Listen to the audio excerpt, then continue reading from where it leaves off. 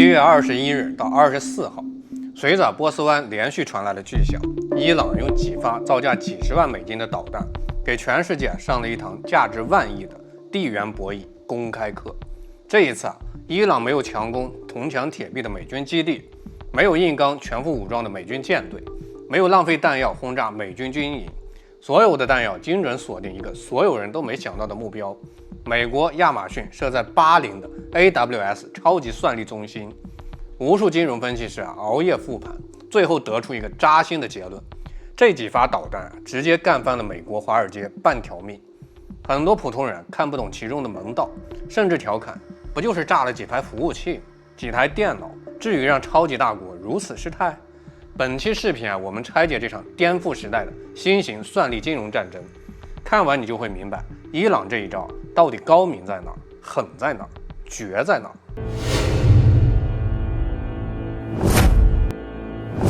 我是白飯大招，歡迎來到老子。首先我们先搞懂一個核心問題：過去中東打了幾十年仗，為什麼越打美國越富，越打美國越強？這就是絕大多數國家都踩過的博弈大坑，也是道德經裡講的弱者道之用，強者道之劫。普通國家打仗盯着對方的軍隊、武器、士兵猛攻，看似是反擊，實則是給對手輸血送錢。過去伊朗、中東各路武裝，但凡跟美軍衝突，清一色盯着軍事目標打，炸軍艦、炸坦克、轟軍營，看着是重創美軍，實際上是幫美國軍工企業完成年度 KPI。美軍裝備被炸壞沒關係，美國國會立刻追加軍費，軍工巨頭雷神、洛克希德馬丁立馬拿到100億新訂單，流水線連夜開工，掙了個盆滿缽滿。美軍基地被炸無所謂，美國財政兜底買單，高層不痛不癢，華爾街毫無波瀾。哪怕炸死幾名美軍士兵，頂多引發短暫的輿論騷動，根本就撼動不了美國的核心利益，更傷不到美國資本分毫。這就是傳統戰爭的最大騙局。你拼命摧毀的是美國願意損耗的耗材，你拼命攻擊的是美國刻意讓你打的靶子，打了幾十年，消耗的是自己的国力，成全的是隊友的財路。這就是典型的費力耗己，利敵損己。古人講，射人先射馬，擒賊先擒王。真正的絕殺從來不是全面猛攻，而是精準打擊7寸。伊朗蟄伏多年，終於看透了美國的命脈所在。美軍的槍炮軍艦是鎧甲，是用來擋刀的，而華爾街的資本遍布全球的商業資產，掌控數據的算力樞紐，才是美國真正的心臟跟命脈。鎧甲再硬打爛了可以換，但心臟一旦受損，全盤皆輸。於是2026年中東戰爭徹底迭代升級，舊版本的中東戰爭炸軍營、炸軍艦、炸油井，拼武力、拼裝備、拼人脈；新版本的頂級博弈，不打士兵，專打資本；不打槍炮，專炸算力。這一次伊朗瞄準了巴林亞馬遜 AWS 數據中心，根本不是大家眼裡普通的機房，它是藏在中東沙漠裡的美國隱形戰略核武器，也是美軍在整個中東的算力大腦、情報中樞、數字命脈。這座2019年落地的 AWS 中東1號節點 ME Scud 1，是亞馬遜砸重金打造的中東首個核心雲基地，緊鄰美軍第5艦隊總部，距離僅幾公里。最關鍵的是這套民用外殼包裝的設施暗藏軍用頂級鏈路，它專門鋪設了400G 超高速專屬專線，直接對接美軍第5艦隊指揮系統。美軍偵察機、高空無人機、太空衛星全天候採集的海量畫面、雷達信號、電子情報，全部匯總到這個數據中心。過去美軍靠人工分析情報，耗時費力，效率極低。如今全程依托亞馬遜 AI 算力自動識別、智能研判、精準定位，海上艦艇、導彈陣地、無人機發射點全部實時標記、動態追蹤。毫不誇張地說，沒有這座算力中心美軍在中東就是個瞎子、聾子、瘸子。情報癱瘓，研判滯後，這仗根本就沒法打。與此同時它還是整個海灣國家的數字基石。巴林85%的政務系統、港口調度、機場管控、銀行清算、石油貿易、阿聯酋、沙特、卡塔爾無數企業的雲端服務、AI 大模型訓練，全部搭載在這個機房之上。一座機房，左手掌控美軍中東作戰命脈，右手拿捏整個海灣的數字經濟。這就是典型的軍民一體、資本與霸權綁定的超級節點。我們算一筆所有人能看懂的超級划算賬：伊朗導彈單發成本幾十萬美金，幾發導彈總成本不足1000萬，但這座算力中心的固定資產、技術投入、配套生態價值數十億美金。更恐怖的是連鎖反应，機房癱瘓直接觸發亞馬遜99.99%SLA 服務賠付協議，海量中東客戶集體索賠，賬面虧損瞬間爆發。緊接着資本市場恐慌蔓延，亞馬遜單日暴跌近5個點，數百億市值憑空蒸發。要知道，美股過去10年牛市，60%以上权重靠科技巨頭撐着。亞馬遜、微軟、英偉達、蘋果這些科技企業就是美股的定海神針。动一家頂級科技公司的核心海外資產，就是撬動整個美股的根基。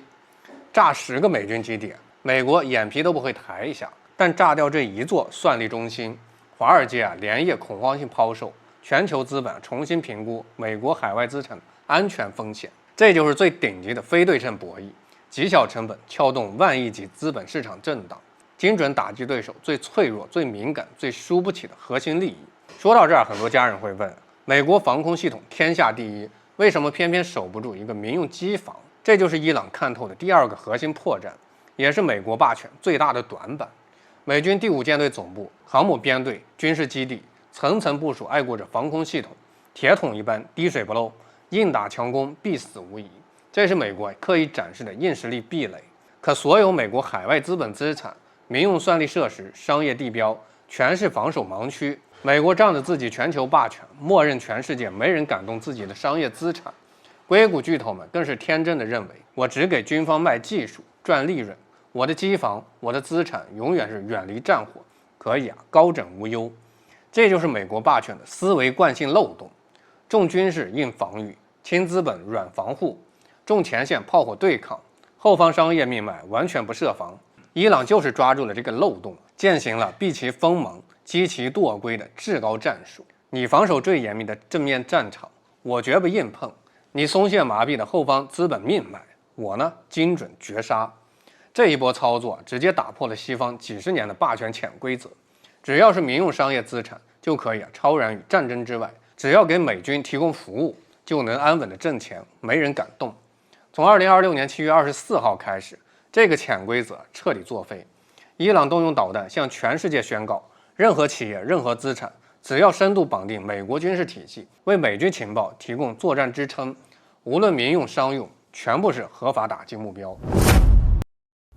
如果說炸算力中心是精準點殺，那伊朗接下來的布局就是全面圍剿美國中東資本底盤，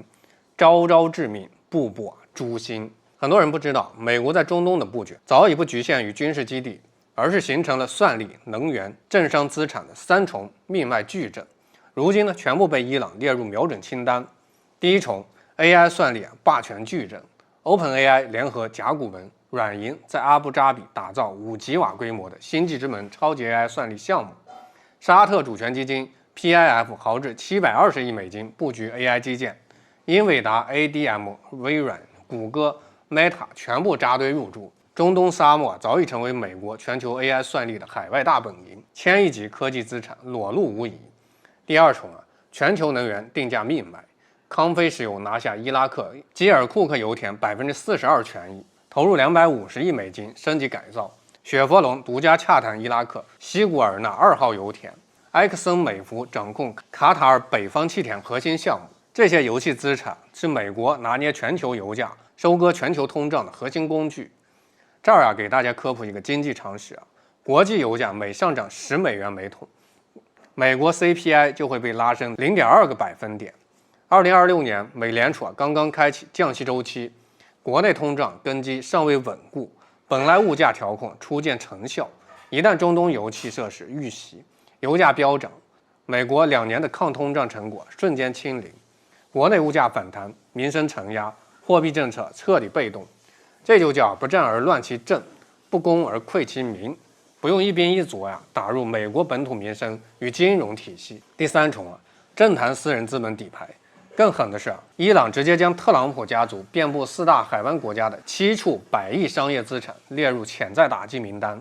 迪拜特朗普高爾夫俱樂部、酒店大廈、沙特利雅得吉達的高端商業綜合體、卡塔爾別墅群、阿曼度假酒店全部在列。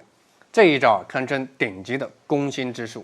這些資產不只是特朗普的私人財富，更是美國政壇、海灣皇室、主權基金深度綁定的利益共同體。打擊這些資產，不只是摧毀幾百億財富，更是釋放明確信號：任何綁定美國政壇、為美國霸權輸血的資本，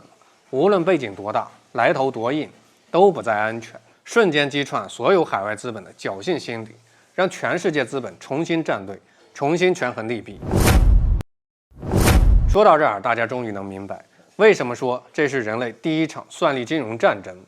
過去的戰爭是物理維度的廝殺，拼兵力、拼彈藥、拼領土、拼傷亡，打贏了占地盤，打輸了損兵折將，勝負一目了然。現在的戰爭是資本與數據維度的絕殺，拼市值、拼算力、拼供應鏈、拼通脹、拼資本信心，不用占领一寸土地，不用歼滅一支部隊，只需精準打擊對方的核心商業資產，就能引發股市震盪、通脹失控、資本出逃、內部恐慌。中國古人講大音希聲，大象無形。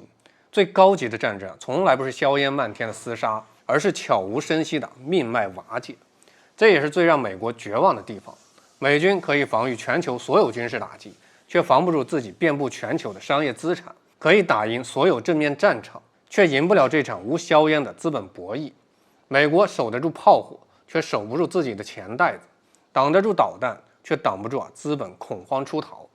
很多人好奇這場變局之後到底誰最緊張？答案很明確三類主體無一幸免。第一類，硅谷所有深度綁定美軍的科技巨頭，亞馬遜首當其衝，中東雲業務根基受損 ，SLA 賠付壓力，營收預期下調，品牌公司信力崩塌。緊接着，微軟、谷歌、英偉達、OpenAI 全部承壓，海外算力基建的戰爭風險溢價永久抬升，中東擴張之路徹底受阻。